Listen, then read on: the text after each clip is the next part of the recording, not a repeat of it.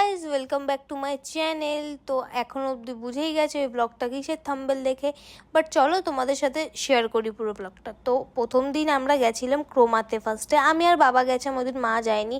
আর খুব বৃষ্টির মধ্যেও আমি আর বাবা বেরিয়ে পড়েছিলাম। দেন ক্রোমাতে গিয়ে আমি গেছিলাম মোবাইল কিনতে, আর আমি কিছু আইফোন দেখতে শুরু করি। আর এতক্ষণ তো তোমরা জেনেই গেছো যে আমি কী ফোন কিনেছিলাম। তো আমি আইফোন 15, 16 সবই দেখি ওখানে। কথাবার্তা বলো, ওই দিন যেহেতু আমরা কথা বলতে গেছিলাম, তো ওই করে আমরা এসে গেছি বাড়িতে। আর নেক্সট দিন আবার দেখো আমরা বেরিয়ে পড়েছি। আর ওই দিন হচ্ছিলো খুবই বৃষ্টি, মানে আমাদের প্যান্ট জামা গুটিয়ে যেতে হচ্ছে ছাতা ফাতা নিয়ে, কিন্তু আইফোন কিনতে হবেই আজকে।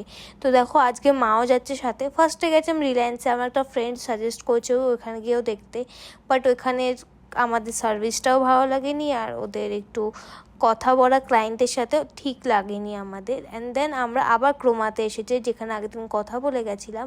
আর ক্রোমায় বসে ওইখানে আমি ঠিক করে নিয়েছিলাম কোন ফোনটা কিনবো। তো কিছু ফর্ম্যালিটিস থাকে, ওইটা কমপ্লিট করে দিয়ে এবার তো তোমরা বুঝেই গেছো আইফোন কোনটা কিনেছি।